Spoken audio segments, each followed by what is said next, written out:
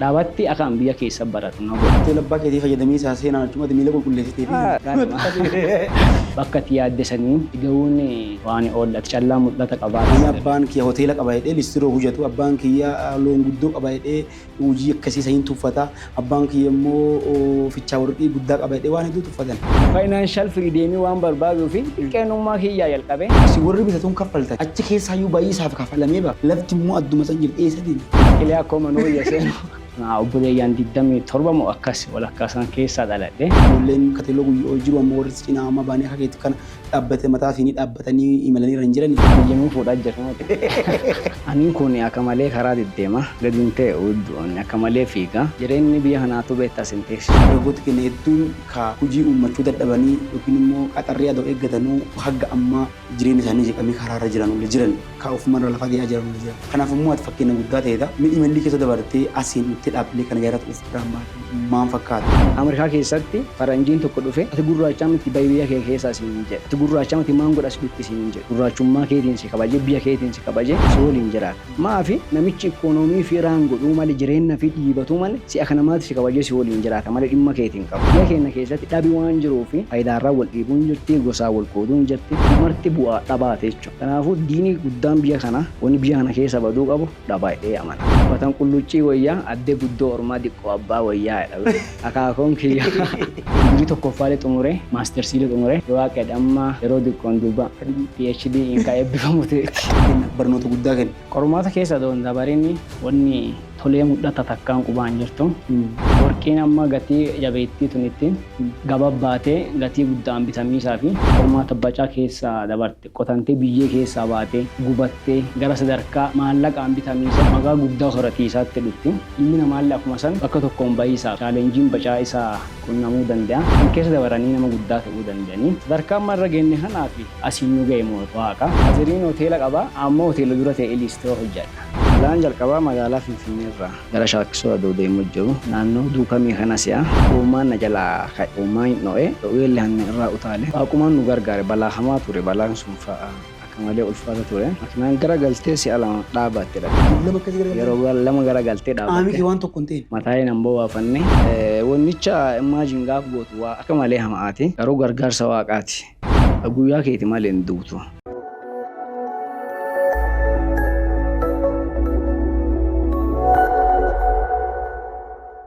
Yooyaa maatiin Mijuu Podcast akkam jirtan? Mijuu Podcast akkuma sanaan qarqaraa dubbataa ture dhimmoota dinagdee irraa haasaa dhimmoota hawaasummaatii akkasumas immoo dhimmoota aadaa fi seenaa uummata keenyaa irraa dubbata. Har'a keessummaa keessan isinii goonee qabannee asii akkasiin dhufnee jirru dargaggeessa lafaa dhufaa barreessaa taatoo akkanumaan immoo investiraal ta'iisa waan dhabeeru muti. Dargaggoo isin yennaa hundumaa gurra keessanii qabdan milkii kateeloo qabannee dhufnee jirra. Dargaggoo milkii kateeloo keessummaa keenya addaa goonee innaa isin dhiyeessinu dhimmoota diinagdeetiin wal qabatan hojii inni irratti argamu ogummaa garaagaraa inni qabuuf muuxannoo jireenya isaa haga ammaa keessa dabarseef waan itti jirurraa akkasiin barnoota irraa qabataniif jennee qabannee isin dhiyaafnee jirra. Inni illee immoo yaamicha keenya kabajee isin nu dhufee jira waan ta'eef dargaggoo milkii kateeloo bagana gahaan nutti jaalakisha. Yaamicha kee kabajee waan dhufteef galata guddaa si qaba ulfaadha. Isinillee waan offertaniif guddaa galatamaa. Hayyee Mijuu Podcast jalqabee ji'a lama guutee isaaf jira. Haga amma jalqabeetti immoo dargaggoota namoota ollaa keenyaa akka dansaa beekamanuu fi hedduu yaamee ka'ee waan aadaa waan dinagdee waan hawaasummaa jalqabee uummata kana biraa waan bahe deebisee uummatuma kana gad deebisee hojjetiisaa jira. Haga jalqabee Mijuu Podcast akkamiin ilaalte? Akka malee dansa. Jaalattee? Halchaatennaa. Subscribe goote, like goote. Akka malee muti. Gaanama. Sponsora di numberi cina dhaabbatte ni addanna. Mee ati barreessaallee abbaa kitaaba tokkooti. Sadiiti. Kitaaba sadii. Abbaa kitaaba sadiiti. Barreessaallee taatollee walilleen koomedii gabaabaa hojjennee jirra. Taatotan keessalleetti immoo barreessummaaf haga produce godhullee nu cina dhaabbattee jirta walii hojjennee. Dabalataan immoo hojii daldala garaagaraa argamta.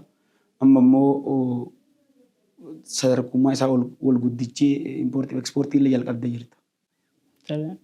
Dhaabbilee hedduu qaddaa dhaabbilee qaddumee jalqabu dhaabbilee qaddu amma waa irra hojjetaa jirtuu fi dhaabbilee qaddu dhaabbatoota keenyaaf Akka malee dansaa dhaabbati kenna dhaabbata sadi kanna dhaabbati tokko Jeebanaa Coffee Plantation and Export dhaabbata jedhamu dhaabbati kun buna gara biyya alaatti erga akkasuma waa meeshaalee garaagaraa waa akka zayita makiinaa konkolaataa fa'a waa akkana biyya alaarraa gara biyya keessaatti hin galcha. Tokko isa sani. Lammaffaan Uraagaa Jamestown jedhamee jira. Uraagaa Jamestowniin kun albuudota garaagaraa emeraldii tantalamii fa dabalatee albuuda baacaa isaa godinni kenna qabu. Biyyi teenya badhaateen nutillee duubaa dhunnee amma hono ergiisa jirra. Uraagaa Jamestown jedhama inni. Biraa milk tradingiin jira. Inni kun ammoo daldaloota garaagaraa irratti hirmaate meeshaalee garaagaraa biyya alaarraa gara biyya keessaatti fidaa jira. Akkasumallee biyya Dubaay irraa dhaabbata MK Star jedhamu bannee hojjetaa jirra jechuudha. Dhaabbata hedduu qabda. Jeebanaa elektirooniksiin keessanii? Jeebanaa elektirooniksiin damee Jeebanaa Coffee jala jira. Isa jalatti boolla irratti Jeebanaa elektirooniksiin dhaabbata guddaa. Meeshaalee elektirooniksii garaagaraa biyya alaatti galchee uummata dhaqqabsiisaa jira jechuudha. Akka sooddaa mul'uu erga. Maarree Mijuu Poodkaastii lafa dhaattee warruma kana keessaa tokkocha lamaan ta'ee fi ennaan nu geette. Akkas gaanama. Atamma dargaggeessa deeffuu lafaa dhufu haala jiruuf jireenya kana ariitii kanaan amma gara oomishoota garaagaraatti galtee daldala garaagaraa keessa hirmaattee wantoota hedduu jalqabdee jirta. Kun immoo dargaggoota keenyaaf barnoota guddaa kenna. Dargaggoota keenya hedduun ka hojii uummachuu dadhabanii yookiin immoo qaxarrii adoo eeggatanuu hagga ammaa jireenya isaanii jeeqamee karaarra jiran ka ofumarra lafa ta'aa jiran. Kanaaf immoo ati fakkeenya guddaa ta'edha. Imalli keessa dabartee asiin nutti dhaabbilee kana jaallatuuf biraan baate maal fakkaata? Sadarkaa barnootaa irraa kaasee bakka dhalootaa irraa kaasee karaa kan fuullaatee kaatee asiin baatee dhaabbilee kana wanni marti harkaa siidateetti immoo qormaata keessa dabartee asiin baate. Qormaata keessa doon dabarinni wanni tolee mudhata takkaan qubaan jirtu. Even warqeen amma gatii jabeettii tunittiin gababbaatee gatii guddaan bitamiisaa fi qormaata bacaa keessaa dabarte qotantee biyyee keessaa baatee gubattee gara sadarkaa maallaqaan bitamiisatti maqaa guddaa horatiisaatti dhutti. Ilmi namaallee akkuma san bakka tokkoon bahiisaaf chaalenjiin bacaa isaa qunnamuu danda'a. San keessa dabaranii nama guddaa ta'uu danda'anii. Sadarkaan marra geenne kanaa fi asiin nu ga'e moor waaqa nama kamiyyuu ka guddisu waaqa kaayoo qabaatta teenaan waaqi si guddisa. Atiin tattaaffatta teenaa inni bakka ati yaadde saniin si ga'uun waan oollatti callaa mul'ata qabaadhu. Waaqaaf jiilee nama jabaa gargaarteedha Profeesar Maraan. Akkasi ani godina Gujii lixaa aanaa Malkaa Sooddaatti dhaladhe. Guddinni kiyyaallee naannuma sanii barnoota kiyyaallee achuma baradhe. Yuunivarsiitii Goondarii damee ji'ooloojii barataa ture. Barnoota addaan kutee deebi'ee ture jechuudha. Barnoota kiyyaas dhufee dhuunfaadhaan jalqabe. Barnoota deebitee addaan hin kunne ittuma fuuftee baratte gosa ittuma fuufee baradhe amma addaan inni achi dhufee ka dhuunfaallee seenee amma digirii tokkoffaalee xumuree maastersiilee xumuree yoo waaqedha amma yeroo xiqqoon duuba PhD inkaa eebbifamu ta'etti. Mataa dhiiraatti nattee achee jirta. Wanni sun qormaatti asiilti sun salphaan turre. Ati immoo wanni sun hamilee nama dhooti. Warri barumsa addaan kutanii galan hedduu jiran beenu. Nu biraayyuu warra dhiisanii deemanii jira. Miidhattee deebitee barnootuma sana maallaqaan barattee dabalataan immoo hojii uumtee gara hojiitti seentee hojii mataa keetti uumtee keessatti qormaata keessa salphaan turre. Akka amma natti hintu kana qofaan turre. Dhugaa dubbatiisaaf karaa bal'aa keessa imaltee jirta waan ta'eef murannaan haga sanitti murannaa raasanii qabaachuu keetiif sababoota maal?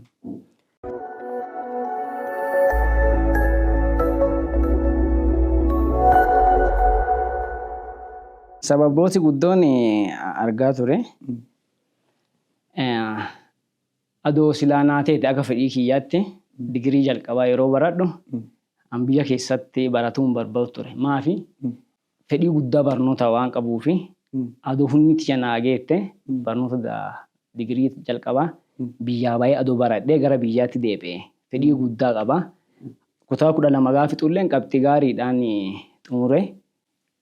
Garuu biyyuma keessa akka baradhuuf kan dirqisiis keessa tokko hiyyoodha. Dhaba. Dhabatti akan biyya keessa baradhu na godhe. Fedhiin kiyyaa barnootaan bakka guddaa gahuu waan tureefi sababa saniifi adoo maallaqa gahaa qabaadhu teeteeti adoo rakkoo beesee hin qabaanne teete ala baradha ture waan ta'eef akkuma achi deebi'eeni barnoota kiyyallee barata hojii dhuunfaallee daarekti seenuu murteeffadhe. Maafi osoo maallaqa qabaadhu teete yeruma sanuu bakka barbaade deemee barachuu danda'a waan ta'eef. Financial freedom ilma namaati baay'ee barbaachisaadha. Xiqqeennuma kiyyaan liistiroo hojjedheera. Sibiila garaagaraa hojjedheera. Gaarii oonne. Gaarii oonne garuu gaarii caalu liistiroo jechuun atuu hin beektamee fi malkaa sooddaatti maatiin kiyya hoteela waa akkasiillee qabanii faaziriin hoteela qabaa ammoo hoteela dura ta'e liistiroo hojjedha. Maafi financial freedom hoteela gaalloo fuulduraatti. Financial freedom waan barbaaduu fi xiqqeennummaa kiyyaa jalqabee abbaarraa eegatu didde abbaarraa maatiirraa eegatu didadhe ifii kiyyaan adoona dhoogganu ifiin ofii onneedhaa ture. Warri mana hoteela abbaa keetii fayyadamee isaa seenaa jechuun miila qulqulleessitee fi kubbee beesee barnoota guddaa waan akka qosaatti ilaallu miti.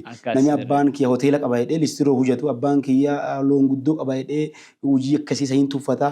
Abbaan kiyya immoo fichaa warqii guddaa qaba jedhee waan hedduu tuffatan. Ati immoo tuntee jassitee warri si cinaa amma ba'an hin jiran ijoolleen kateeloo guyyoo jiru amma warri si cinaa amma ba'anii akka keetti kana dhaabbate mataa fi dhaabbatanii imalanii hin jiranii. Kateeloo akkuma atuu beektu ijoollee bacaa qaba naannoo obboleeyyan 27 moo akkas walakkaasaan keessaa dhaladhe. Obboleeyyan dhiira 27 qabda. Akkas. Maatii guddoo sana keessa dhaladhe. Tummarti amma namuu karaa ifiitiin ooma tattaaffata. Kun barnootarra jira. Kun baratee hojjetaa mootummaa ta'ee hojjeta. Kunuuti hojii dhuunfaa fi hojjetanii.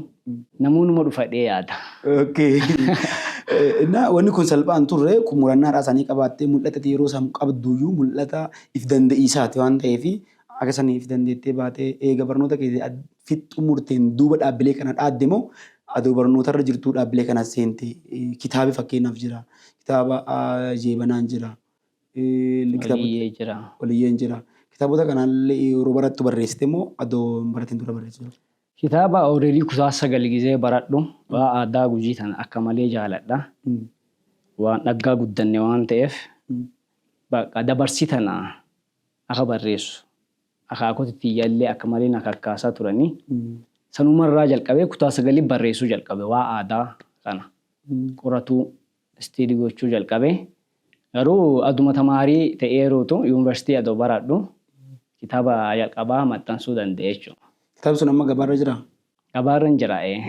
Dhaabbilee hoo dhaabbilee amma dhaabbati jalqabaate dhaabbilee jalqaba kam? Dhaabbati jalqabaa Uraagaa Jeemistoon jedhama. Dhaabbata Uraagaa hundeessine jalqaba. Adoo Uraagaa hundeessine dura aduma mana barumsaa keessa jiru eeyyamummaa abbaatiin socho'uu jalqaba. Inni suuqii wayii waa akkasiisa waan qabanuu fi Shaashamanneerraa waa akka bishaanii fa'a bakka bu'ummaa warshaarraa fudhannee bishaan salaamii kana fa'a gara malkaa sooddaatti geessaa turre duqeetii garaagaraa makiinaan fe'aa turre sanuma adda socho'u gaafa tamaariitti fixadhee muluu gaddeebu. Daldalaa baratte? Daldalaa baradhe jalqabumarraayyuu gaafa tamaarii kiyya giraajuweetti godhu eeyyama Uraagaa kana banadhe jechuudha. Uraagaa Jeemistoonii banee daldala albuudaa keessa seene. Albuudaa adoo jettu wanni albuudaa illee barattee albuudaa irraa akkam irraa fuutee albuuda kanarraa. Biyya nuu fuudhaa jirti mootii. Nuti albuuda kana falminaa fi hillollaa fi maan jennaa warqiitii jennaa wanni albuuda exactly ama fakkeenyaan dhugaan beeku gara keenya milaardii fi tenteelemii warqii sookotana ala kadhibii kamaan dhaggaa guddadhe nama gurguratee biroomatoo jira waan kana gaddeennaare. Kaatu maa Wanni dhugaa dubbatee isaaf lati teenyee lafa eebbifantu teenyee sana irratti immoo waanuma xiqqootti dabaluu malee akka warra kaanii guddaa ilaaluun hin gaafatu. Wanni waaqni nu kennellee waan salphoo miti. Waan san irra waan xiqqoo dabalisa. Waan xiqqoon sun maali kutannaa fi munyuu isa qofa gaafatti dargaggoon keenya immoo innaa munyuutti bakka hin baaneen hin jirtu. Achiin duuba immoo hojii bunaa jalqabdee jirti amma bunni keetii maqaan maali?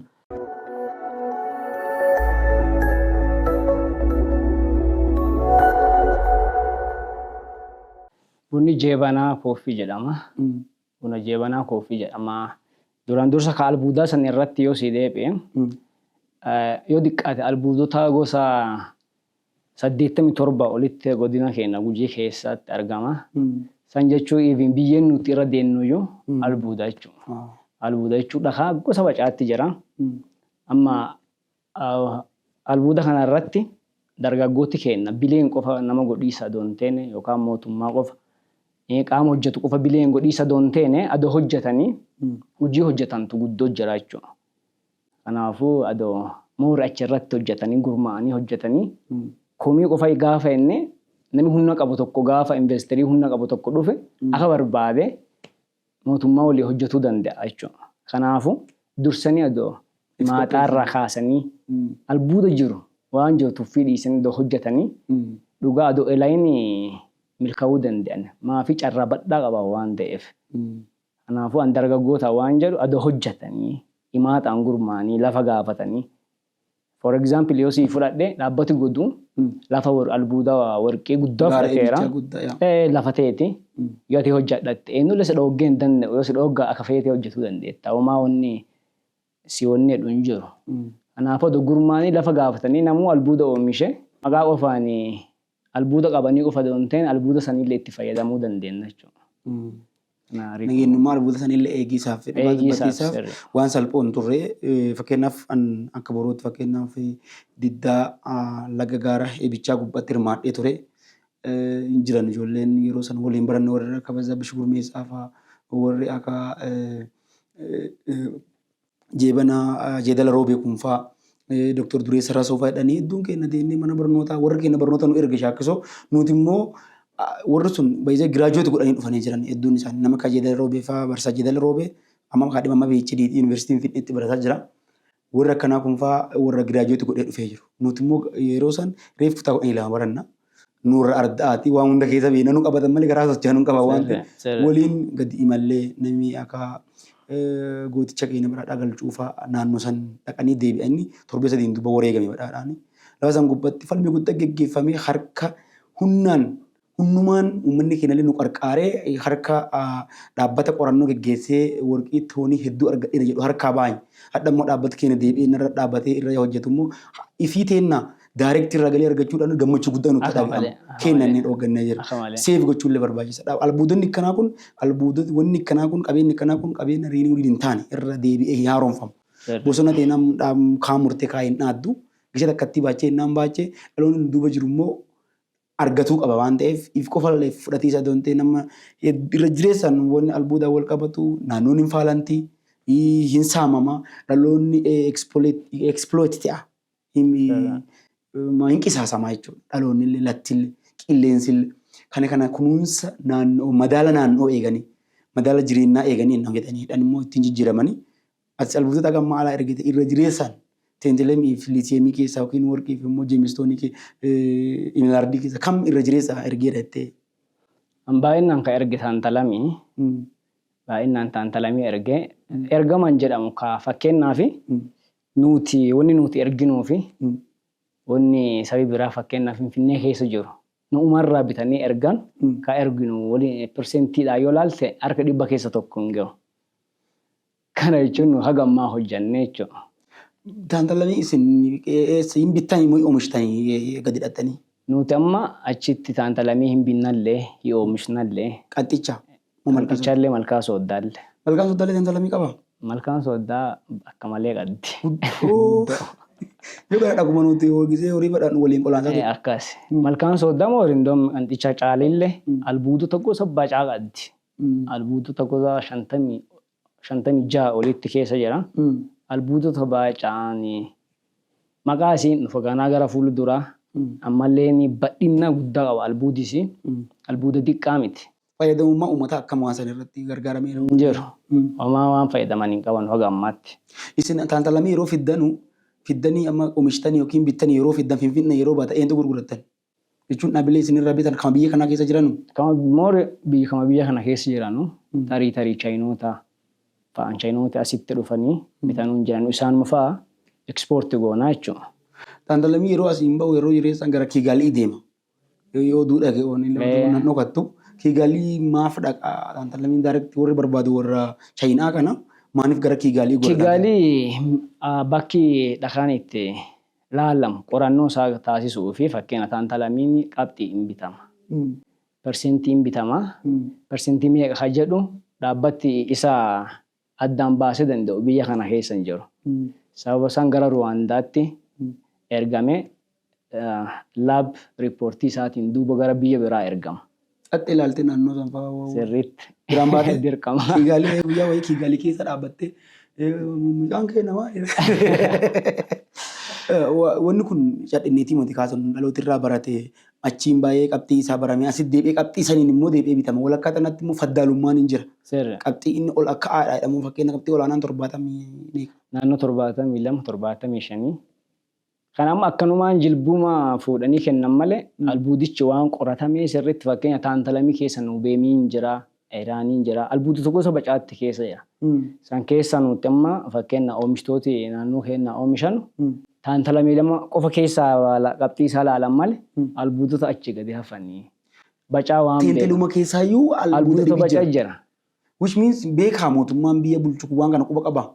Isaan diip irraa hojjetamee hin jiru. Adoobaan laab riippoortiin sun biyya kana keessa jiraatee ta'eeti seera addaan babbaafa. Amma kunichi qabeenyi biyyatti qisaasamaa jira jechuudha.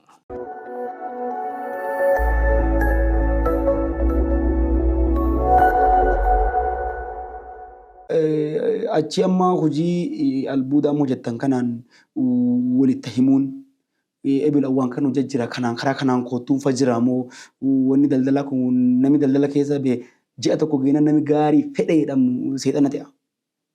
Wal sossobuun jira.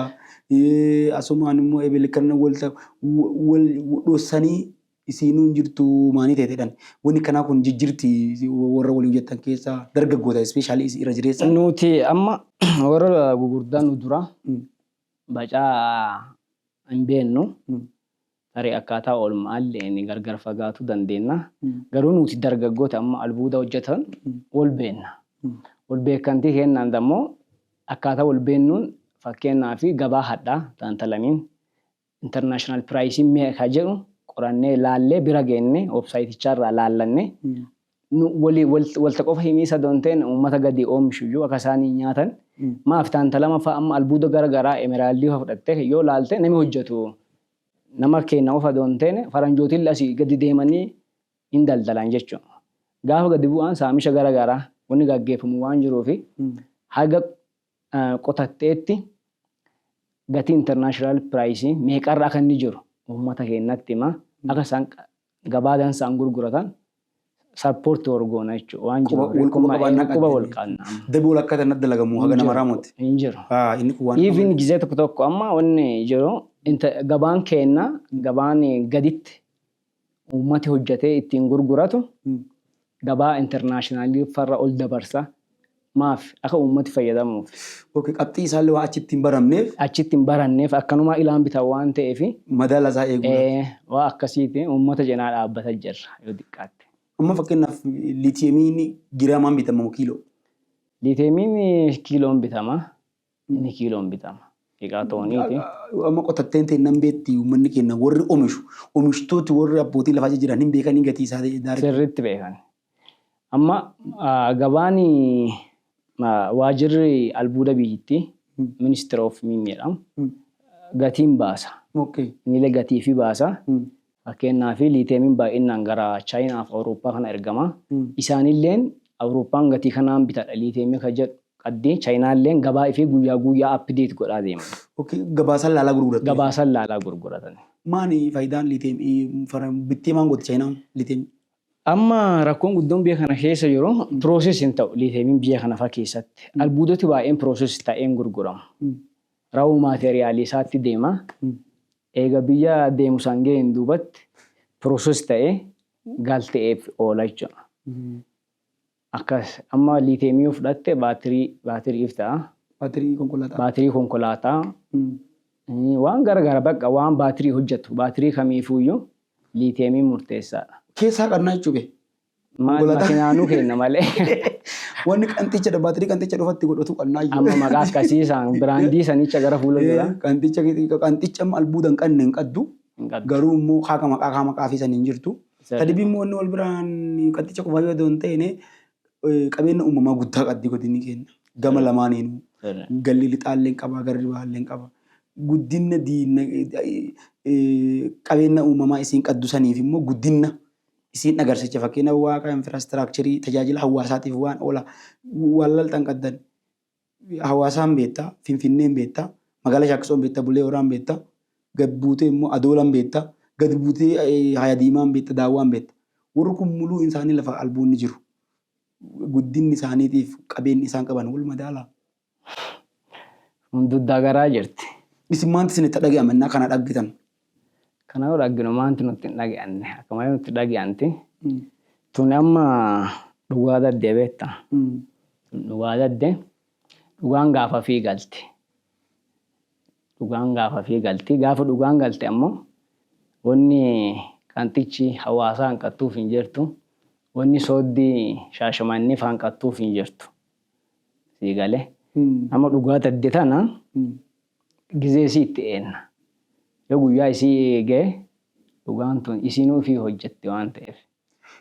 Godinni keenya sun haga ammaatti namni biraa bulchee hin jiru. Olmost dhalattootuma ardaatti bulchaa jira. Namni dhibiin dhufee cunqursee hin jiru. Warri ardaa sun immoo waan kana quban qabanu taaksii allaa isinirraa kutatamu taaksii kuttuuf isin godina. Amma fakkeenyaaf atamma innaa taantalamii feetee qanxichaa baachuu taaksii kuttu qaddaa magaalaa qanxichaati. Yookiin godina gujiitti taaksiin citu jira. Royaalitiin cita. Royaalitiin sunichi aanumaa gala. Aanuma sanii gala. Aanuma sanii gala. Persentii 7 cita. Persentiin 5 abbaa bitatee dhaabbata bitatee mura. Persentii 2 warra oomishurraa murama. Qotatteerra. Persentiin 7 mootummaan citaa jechuudha. Qotatteen gibira kaffalti. Si warri bitatuun kaffaltan. Achi keessaayyuu baay'ee isaaf kafalamee ba'a. Lafti immoo adduma san jirti. Eessa deema jettanii adduma illee gaggaramu. Waaqa beekasaa yoo qilee akkuma nuu yeesseenu. Amma gara yaada keenyatti deebina. Amma imala irra jirtu sadarkaa amma irra jirtu kanarratti ammattiin tanatti dhaabbilee hedduu kana hunda isaatu sitti manaaji godhaa jiramoo namatti qaxarte ittirriidhaan manaajirootatti gootee hojjetaa jirta. Ani akka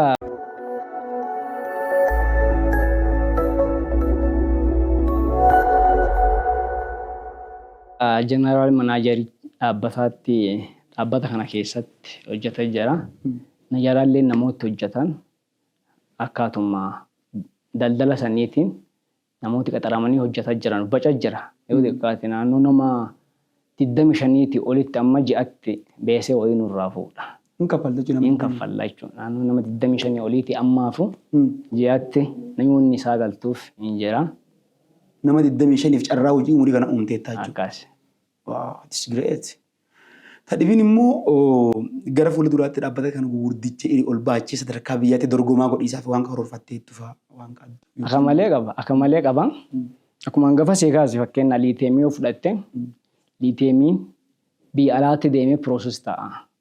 Biyya kana keessa pirooses hin ta'u. Dhakuma ergina jechuudha. Dhakaa deema. Dhakaa achi deemee wanni silaa barbaadan hagaltee industiriitti ta'u sun keessaa ba'ee kun gatame. Gatii guddaan gurguramaa wantoota garagaraatiif oola jechuudha. Konkolaataa garagaraati. Gara fuulduraatti dhaabbata guddaasaa ta'e fakkeenyaaf maquma kanallee ta'e maqaa biraatiin dhaabbata guddaa bannee albuudota lafa ta'e keessa amma jiru kana uummatni sirrii akka isaa itti fayyadamanuu fi hojjannanne kaayoo akkasiisan qabna. Akkasii itti deemna. Akkasii milkeessuuti. Ammaati barreessitee jirta. Barruu keessa hirmaartee jirta. Deebitee immoo short koomedii waliin jalqabnee turre. Tokko qofa uummata bira dhaqqabee tokko immoo hojjetamee Hagam uummata bira warra dhufee eebba isaatiif dhufee finfiin ilaalee ala uummata bira hin geenne. Inni illee maaf uummata keenya bira akka hafee wanni sun roowun isaallee piroodaaktii isaallee si bira jira waan ta'eef uummati illee gaafuu nu gaafata shoree eessa jirti nu gaafata waan ta'eef bakka shoreen lammaffaan jirtu illee tiimiitii sababa dhaabateef illee yookiin immoo kana kanatti tiimii ka'iiti achiin duuba immoo deebinee waan jireenya keessatti fuufnaa jechuudha. Fiilmiin shoree akkuma beekamu industiriin fiilmii Itoophiyaa wanni sadarkaa inni irra jiru beekama. Akkuma san Oromiyaallee yennaa dhutte sadarkaa inni irra jiru sadarkaa baay'ee gadi bu'aa. San biraa yoo uummata keenya biraa gadi dhutte ammoo sadarkaa duwwaa persentii irra jira jechuudha. Kanaaf sabi tokko guddina saba tokkooti artiin murteessaa. Namni tokko yoo daldale tokko biizineesii tokko yoo daldale tokko artii hojjetuu qaba, tokko lallabuu qaba, tokko sirbuu qaba, tokko wangeela barsiisuu qaba. Karaa kamiinuu yoo cheenii uummatee aadaa fi amantaa fi afaan fi booldi godhaa deeme malee hawaasni sun du'aa deema. Booldi godhuu qaba. Waan muluu keessatti mul'atuu qaba jechuudha. Fakkeenyaaf biyya Itoophiyaadhaan kana keessatti aadaa Oromoo yoo mul'atte afaan Oromoo yoo dubbatame guddataa deema jechuudha sabi kun. Leeveliin saba kanaa kan beekamuun akkaataa guddina isaatii waan ta'eef. Gaafa fiilmii shoree kana dhunnu ilaalle artiin zeeroo irra jira.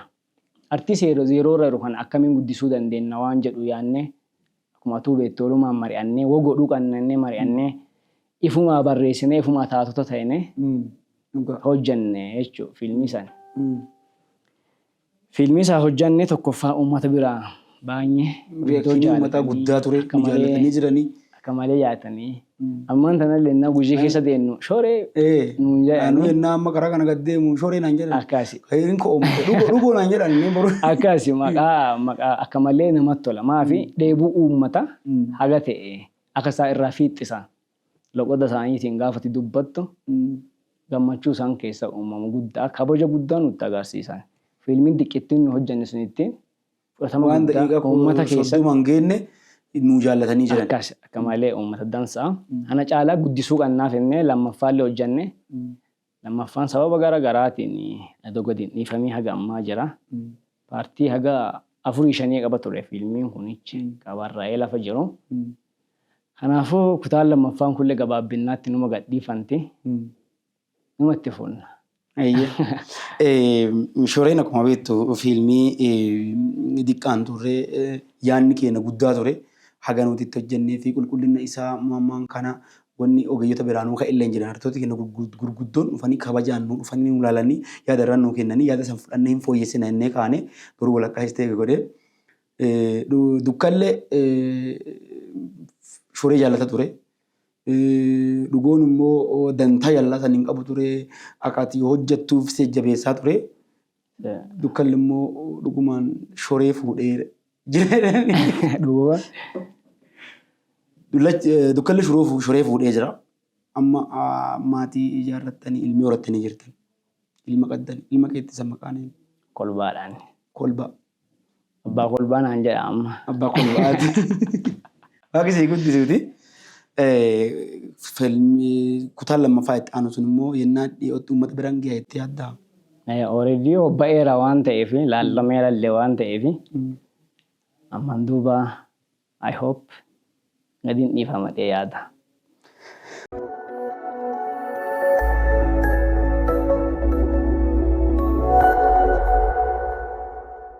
Yaada dansaa uummanni yeroo hedduu nu gaafata waan ta'eef waan tokko yennaa nu dubbannu fanni jala koomentii godhanii nu gaafatan waan ta'eef inni deebi'ee koomentii. Achi buuteen teessan dhabante akka fiilmii shoree faayanii. Akka fiilmii shoree. Isin bira dhaqqaddi.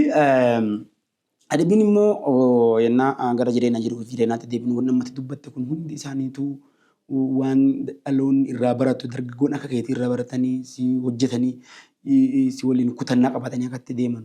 Mee dargaggeessi hojjete ifiif namalleef geessaaf kutannaa inni qabaatuu qabu keessa ati dabarte kutannaa kamitti adda addaa. Wanni guddoon ilmi namaa milkaa'insaa fi duraan dursaa waaqatti amanuu qaba. Dargaggeessa keessatti waan dargaggoota gorsu reekuma inni godhu amantiifit whatever kiristaana ta'e musliima ta'e abbaa waaqeffataa ta'e waan amane santi Jabaatu. waatti dhugeeffate santi persentii 100 haga namaatti itti jabaatuu qaba. Amanee waan sanni bitame yoo musliima ta'e allatti amanee seera allaa isarraa eegatu guutatee jiraatuu qaba. Yoo kiristaana ta'e Yesuusitti amanu ta'e waan seera Yesuusii muluu eegee fi ciniineetti cichuu qaba jechuudha. Maaf milkaa'in jalqabaa achirraa jalqaba waan ta'eef. Yoo isaa amanamaa ta'e second inni waan kamiyyuu sii godha waan ta'eef amma amantii kiristaanaati pirotestaantii Yesuusitti amana strong waa isa ta'eef waan kamiyyuu innaan godhaadhe hin milkeessa. Maafi inni abbaan dhugaa si waliin jira waan ta'eef atummaan dabala deemuu dhaddeenyaan waaqsi milkeessa 100%. Kanaafuu dargaggoonni jalqaba hariiroo waa itti amanan isaa waliin qaban cinsuu qaban. Sirriitti cinsuu qabanii. Achiin duuba biyyi teenya ittiin milkaa'isaa fi gatii guddoo si gaafatti. Gatii guddaa kaffaluu qabda. Yoo gatii guddaan kaffalee akka salphaatti milkaa'uu hin dandeettu. Carraanuu yoo akka tokkoonni bakka tokko dhaqqadde deebi'uun ka dirqama. Yoo nama abdii guddoo qabu hin ta'in. Abdii kutattee hafuu adoon ta'e kutattee deebiteetuma yaadu. Try jechuudha. Sanii alaa ulfaatti kanaafuu kutannoodhaan hojjannaan sadarkaa Biilgeetii fa'aa Eeloon Maskii fa'aa hiriiruun dirqama. Eenyulleen isaalleen qormaata bacaa keessa dabaranii sadarkaa marra jiran kanaan ba'an waan ta'eef gaafatu waa hin beekne gaafatu. Kana goonaan milkaa'isi waan oolle. Imala gootu keessatti immoo waggaa tokko keessatti balaan konkolaataa yeroo lama si mudatee ture. Quba qaba lamaanuu bilbilee si gaafadhee jira. Amanillee si gaafannee jirra. Balaan lachuu daandii saffisaa Finfinnee gara Hawaasaa deeman yookiin gara Adaamaa deeman irratti mudate. Akkam ture balaan sun guyyoota balaa sanii yaadatta keessattuu balaan jalqabaa akkam ture? Aniin kun akka malee karaa deddeema. Gadiin ta'e akka malee fiiga. Jireenyi biyya kanaatu beektaa sin teessisu. Yoo utaalte malee. Saaniin sabab jalqabaa. Balaan jalqabaa magaalaa Finfinneerraa gara Shaakkisoo aduu deemu jiru. Naannoo duukamii kana si'a. Goommaan na jalaa ka'e. Goommaan hin dho'e. Dho'ee illee irraa utaale. Waaqumaan nu gargaare balaa hamaa ture. Balaan sun fa'aa akka malee ulfaata ture. Makinaan garagaltee si'a lama dhaabatte dhatte. Yeroo lama akkasii garagaltee? Yeroo lama garagaltee dhaabatte. Aamiki waan tokko hin ta'in? Mataalee nan bowwaafanne. Mataalee nan bowwaafanne. Wannicha imagine gaaf gootu waa akka malee hamaati. Garuu gargaarsa waaqaati. Guyyaa keeti malee hin duutu. Guyyaa keeti malee duutee hin dandeettu. San keessaa waaqaan nu gargaare. Nagaa adoo mataalee nun bowwaafatiin gargaarannee dabarre. Qabeenya ofarra balaan dhaqqabe. Qabeenyarra balaan dhaqqabe. Nu nagaan baane. Talamaffaallee dhiyeennuma kana hawaasaa ol deema. Naannoo maqii kanas naannoo maqiiti. Konkolaataa wayiitti kufee ture. Halkan garsaatii 11 daqiiqaa 30 bari'ii deemaa jirti. Azuuzii wayiitti jigeera. Azuuzii kaan laallee efesiree wayiitti dura ejjeera. Dhaabannee dura dabarree dhaabannee nami hafeeraa jedhaa gaafanna. Konkolaataa keessaa yoo hin buune gadi. Konkolaatuma keessa teennee uummata ala jiru nami hafeeraa jedhaa gaafanna. Adoo nu gaafannu sinoon dhibiin nu duubaan dhufe. Balaarra balaa. Balaa biraa. Sinuutiraakiin deemaa dhufe. I think shufeertichi namni konkolaachisaa jirtu rafeera natti fakkaatte. Fireenii qabiisaa fi yaaliin goone xurrumbaa afuufne cadhiseetuma gadi nutti hiikee dhufe. Nuti dhaabbannee yeroo nuti ka'uuf duuba qofaan dhufe sunuun fuudhee nuun ka'e. Makiinaa 4 gizee takkatti akkana waltaa malcoosee dhiise.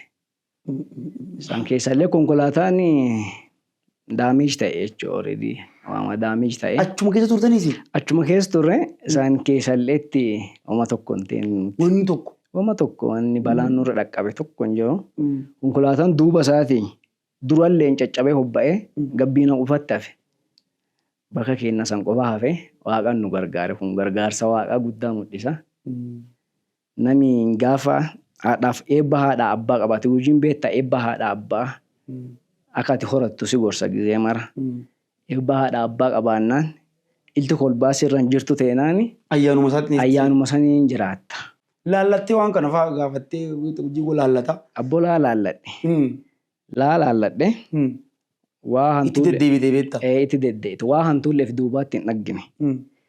Gaafati milkaa'ii isaa kaate gaafa fuula keetii dura wanni guddoon jiraatte qormaatis itti baatuun dirqama. Seegalee if duuballee laalladhe.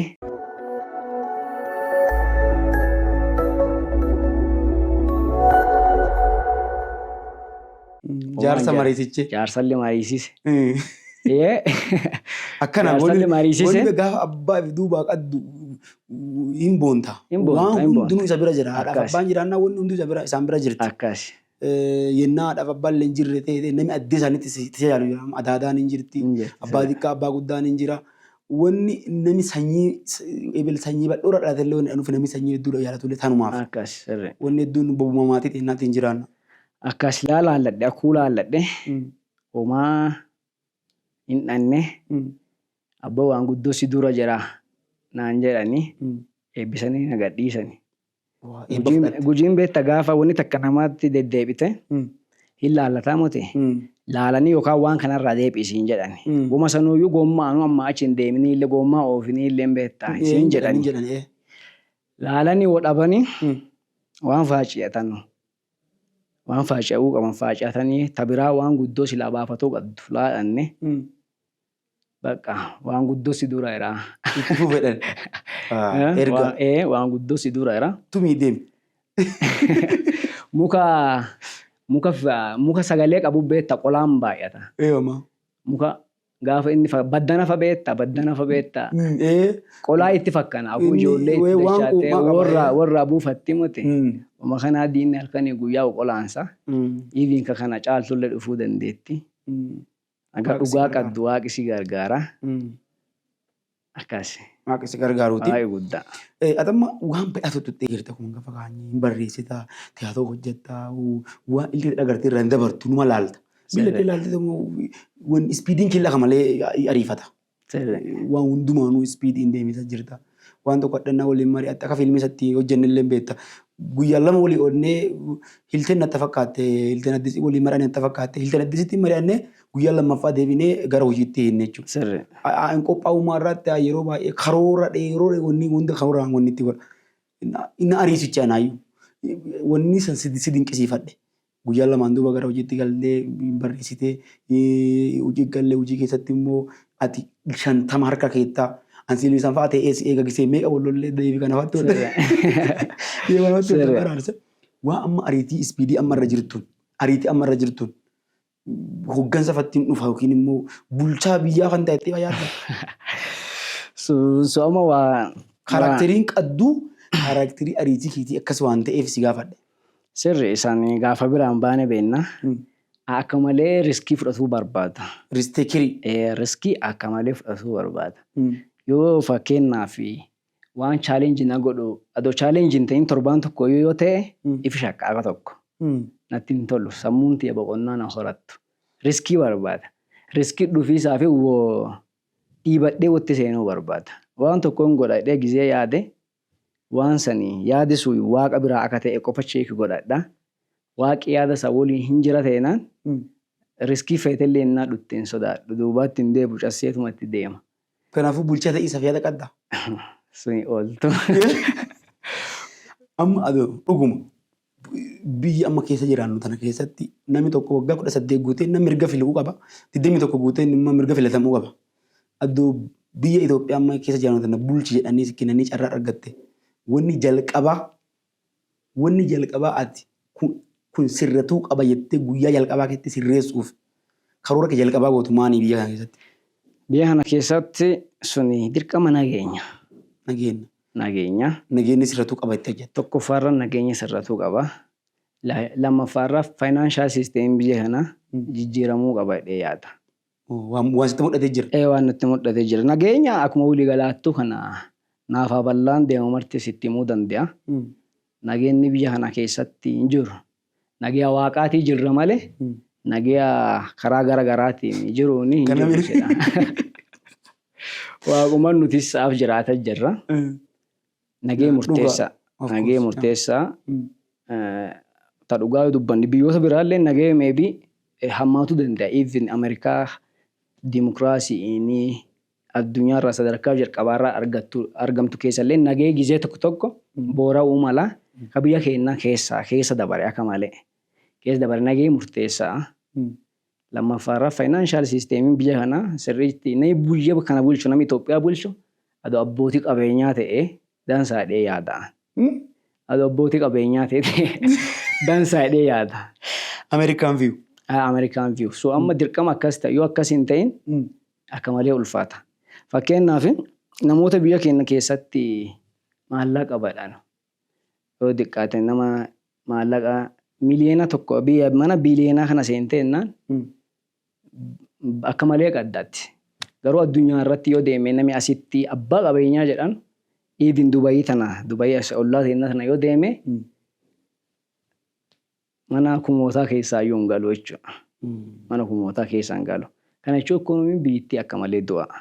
Kanarraa mootummaan akka fakkeenya Chaayinaan waggaa muraasaan dura biyyi teenya Itoophiyaanuu gargaaraa turte seenaa keessatti. Naannoo 1953 gargaaramaa turte biyya teenyaanuu gargaaramaa turte hadha addunyaarra sadarkaa lammaffaarraa argamti. Kufaatii san keessaa baatee faayinaanshaal siisteemii isii jijjiirame hadhaan tana biyya guddoo dorgomtuu addunyaati lammaffaa biyyuma guddoo addunyaati. Biyyuma guddoo addunyaati. Kanaaf uummata biyyattii kanaa hojjechiisuu danda'u qaba mootummaan. Saniif nagee murteessaa. Lafa nagee jiru namni hojjetee bahee galuu danda'a. Kun kanarraa hojjedhee yaadatu bulchaa biyya tanaa ta'e. Dubbii tanarratti waan natti mul'ate yeroo Tiraamp filannoo duula filannaa geggeessu Kamala Harris foolii yoo isaan geggeessanutti warra Riippaabilikaanotaa kana hedduu isaa biraan dhaabatan yeroo durii akkasii mul'atu namni Kamala Harrisitu filama jedhee adoo namni eegu dureeyyoota addunyaa kanaa gurguddoodha warri jedhaman warra akka Elon Musk tiwutera bitatee yeroo tiwutera irra bitatee hin turre tiwutera kanarra kan hin fayyadamne goonaan tiruuz miidiyaa maallaqa fiitiin banate dureessa baay'isee Doonaald Tiraamp dureessa maallaqa fiitiin miidiyaa mataa fi dhaabbatee tiruuz miidiyaa hidhee achirra barreessa ture tiwutera irraa kaasanii jennaan sababa tiwutera irraa isa kaasaniif amma immoo tiwutera bitee Elon Musk dureessa addunyaa tanaa yeroo wayii tokkoffaa dhufee ture amma gadi naannoo gadiitti bu'e malee tokkoffaa yeroo turetti duula filannoo isaatii qofa doolaara biiliyoonaan dhangalaasee isa cinaa dhaabbate. Wanni sun Ameerikaa kapitaal siistemii keessatti nama qabuufi dabalama. Laallee cammarrillataallee. Matsaafillee akkasidha. Nama qabuufi dabalama kapitaal siistemii keessatti. Yoo immoo gara warra sooshaalizimii yookiin immoo warra immoo ol guddatee koominizimii ol guddatee kan bira dhufte immoo yoo shan qabaatte yoo lama qabaatte tokko as kennita jechuudha. Hiyyeessaaf kennita. Sirraa hir'ifamaa jechuudha. Kanaaf immoo dabalamaa waan ta'eef addunyaallee Amerikaan faallama fakkeenya we are 99 kasaan jedhanuuf dureeyyiin nu bulcha nuti barki 99 hiyyeeyyoota fiin jedhan baay'ee. Persentii takkatti santi warra persentii 99 gibira kaffalu san caalaa tokko persentii takkatti gibira kaffalee Amerikaa danda'e Amerikaa irraa hafee biyyoota addunyaatu akka gargaaran godhaa jechuudha. Taaksiin biyyoo persentii tokko san irraa oofan guddoo. Dureeyyiin na biyya bulchitee jettee immoo dureeyyiin xinna sun immoo barnoota isaan qabanuu fi siyaasa isaan keessa turan irratti siyaasa dhaabbataan ture siyaasa rafamaa keessa ture waan ta'eef meebii balaa fiduu danda'a. Adda immoo yaada kee addatti yoo carraa biyya tana bulchiisaa dhaggattee dhuftee muummee ministeera federii yoo ta'e waan itti balleessitu maa Itoophiyaa keessaa tootaalii baduu qabdi nuun barbaachisu jechuudha gattumaan. Hiyyummaa.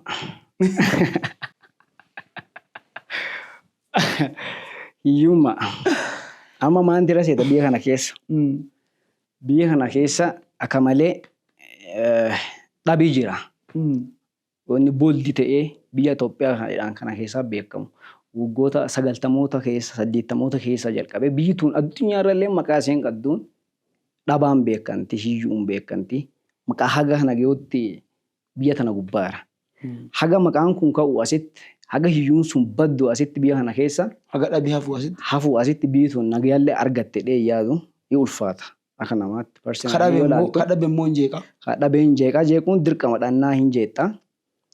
Kuni akka malee waan baduu qabu biyya kana keessa. Namni tokko fakkeenya gosummaan biyya kana keessatti waan tireendii ta'e Amaaraa, Tigree, Oromoodhaan wal qoqqooduun kun addunyaa kanarraa biyyi vaaraalitti ta'e biyya tana Itoophiyaa tana biyya biraa fakkeenyaa fi Ameerikaa deemtee Fakkeenyaaf namooti keenya Ameerikaa jiran bacaan hin jiran. Ameerikaa keessatti faranjiin tokko dhufe ati gurraachaa miti biyya kee keessaa siin hin jedhu. Ati gurraachaa miti maan godha si dhutti siin hin jedhu. Gurraachummaa keetiin si kabaje biyya keetiin si kabaje si waliin jiraata. Maafi namichi ikoonoomii fi raan godhuu malee jireenya fi dhiibatu malee si akka namaatti si kabaje si waliin jiraata malee dhimma keetiin qabu.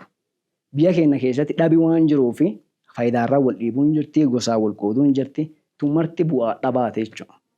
Kanaafuu diinii guddaan biyya kanaa wanni biyya kana keessa baduu qabu dhabaadhee amanaa. Abboo ulfaadhu waaqni dhabanurraa dhadhoo guuti. Dhumarratti immoo Mijuu Podcast akka jalqabee bubbulee jira. Sagantaa keenya cufiisaaf deemna waan ta'eef Mijuu Podcast akka uummata bira dhaabbatu akka nu jajjabeessan akka nu gargaaranuuf ispoonsarii akka nu ta'anuuf like share subscribe akka nu godhan letti nu. Abbaa iyyatu ollaan birmatadhani. Miidiyaan kun miidiyaa kenna. Kanuma barii miidiyaa guddaa biyyittii ta'uu mala. Wama sadarkuma xiqqaarraa ka'anii gara guddaatti dhufa waan ta'eef I hope miidiyaan kun barii adda Mijuu Podcast barii Mijuu miidiyaa ta'e sadarkaa biyyittii tanaatti miidiyaa fudhatama guddaa qabu akka inni ta'u addii guddoo qaba. Kanaafuu hawaasa keenyallee miidiyaa kana subscribe share godha like godhaati bira dhaabbadhaa isin jedha. Dubbatan qulluccii wayyaa addee guddoo ormaa diqqoo abbaa wayyaa jedha. Akaakoon kiyya. Dhaggite? Addee dubbatan qulluccii wayyaa addee guddoo ormaa diqqoo abbaa wayyaa jedha. Abboo na galatu. Diqqoo teessan jabeeffadha. Akkasii. Ulfaadhuma yaamicha kee kabajee dhutteef. Baay'ee galatu. Kabajamtoota warri Mijuu Podcast ilaalaa jirtan sagantaan keenya dargaggeessa asii yaannee kaanee dargaggeessa barreessaa kataatolli ta'ee taatolli taphatu akkanuma lammoo amma investeeraa fi interprenerii ta'ee hojiilee uume dargaggoota hedduuf immoo carraa hojiilee uume ka ammaa tanallee immoo jireenya fi tarkaanfachiisaa jirurraa akka isin dhimmoota dinagdee irraa barattaniif asii qabannee isin dhiyaanne milkii kateeloo irraa waan guddoo akka barattan abdii guddaa qaba. Dhumarratti immoo jecha akaakoosaa ka milkii kateeloo asii jedhe dubbatan qulluccii wayyaa addee guddaa ormaa immoo addee guddoo ormaa diqqoo abbaa wayyaadhaan san akka malee yaaladhee jira waan ta'eef diqqoo ta'e tana nu jabeessa. Mijuu Podcast like share subscribe nu godha ulfaadhaa itti fufa sagantaa keenya yeroo maraa waan ta'eef nu cinaa dhaabbadhaa galatooma.